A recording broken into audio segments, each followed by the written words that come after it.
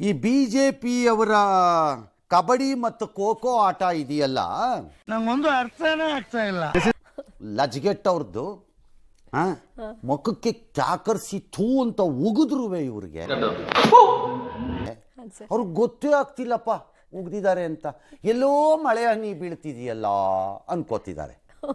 ನೀನ್ ಯಾರ ನಮ್ಗೆ ಊಬ್ಕೊಂಡ್ಬಿಡ್ತೀವಿ ನಿನ್ನ. ಎಷ್ಟು ಜನ ಅರೆಸ್ಟ್ ಅವ್ರಿಗೆ ಗೊತ್ತೇ ಆಗ್ತಿಲ್ಲ. ಜನ ಕ್ಯಾಕರ್ಸ್ ಉಗಿದ್ರೆ ಅವ್ರಿಗೆ ಉಗಿತಾ ಇದ್ದಾರೆ ಅಂತ ಗೊತ್ತಾಗ್ತಿಲ್ಲ. ನಿನ್ ಜನ್ಮಕ್ಕೆ ಹೋಗೋ. ಅವ್ರು ನೀವು ಒಬ್ಬರ ಮೇಲೆ ಒಬ್ಬರಂತೆ ಅದಾದ್ರು ರೇಣುಕಾಚಾರ್ಯ ಟೀಮ್ ಹೋಗ್ಬಿಟ್ಟು ಗಣೇಶನ ದರ್ಶನ ಮಾಡ್ಕೊಂಡ್ರಂತೆ. ಗಣೇಶ ಏನು ಮಾಡ್ತಾನಪ್ಪ? ವಿಘ್ನಗಳು ನೀವುಗಳೇ, ನಿಮಗೆ ನೀವು ಯಾವ ಗಿರಾಕಿತ್ತು ಹೊಡಿಬೇಕು. ಇವರು ಚಲವಾದಿ ನಾರಾಯಣ ಸ್ವಾಮಿ ಅವರು ಹೈಕಮಾಂಡ್ ಶಮನ ಮಾಡುತ್ತೆ ಅಂತಂದ್ರೆ ನಾರಾಯಣ ಸ್ವಾಮಿ ಭಯ.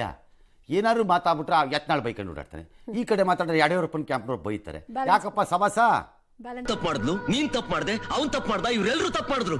ನಾನೇನಯ್ಯ ತಪ್ಪು ಮಾಡ್ದೆ? ನಾನು ಎಲ್ಲಿ ತಪ್ಪು ಮಾಡ್ದೆ? ಈ ಯತ್ನಾಳ್ ಏನು ಹೇಳಿದ್ರು? ನಮ್ದು ಅಡ್ಜಸ್ಟ್ಮೆಂಟ್ ಇಲ್ಲ. ವಿಜಯೇಂದ್ರ ಯಡಿಯೂರಪ್ಪನವ್ರು ಹೇಳ್ತಾರೆ ನಮ್ದು ಅಡ್ಜಸ್ಟ್ಮೆಂಟ್ ಇಲ್ಲ.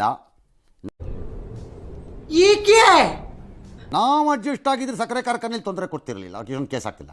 ಯಡಿಯೂರಪ್ಪ ನಾನು ಅಡ್ಜಸ್ಟ್ ಆಗಿದ್ರೆ ನನ್ನ ಮೇಲೆ ಕೇಸ್ ಆಗ್ತಿರ್ತಿರ್ಲಿಲ್ಲ. ಅಂದ್ರೆ ಏನ್ರಿ ಅದು ಮಾತಾಡೋದು? ಏನ್ ಮಾತಾಡ್ತಾರ್ರಿ? ಯಾವನ್ರಿ ಅವನು? ಅಂದ್ರೆ ಇಬ್ರು ಒಂದೇ ಆಯ್ತಲ್ಲ ಪ್ರಾಬ್ಲಮ್.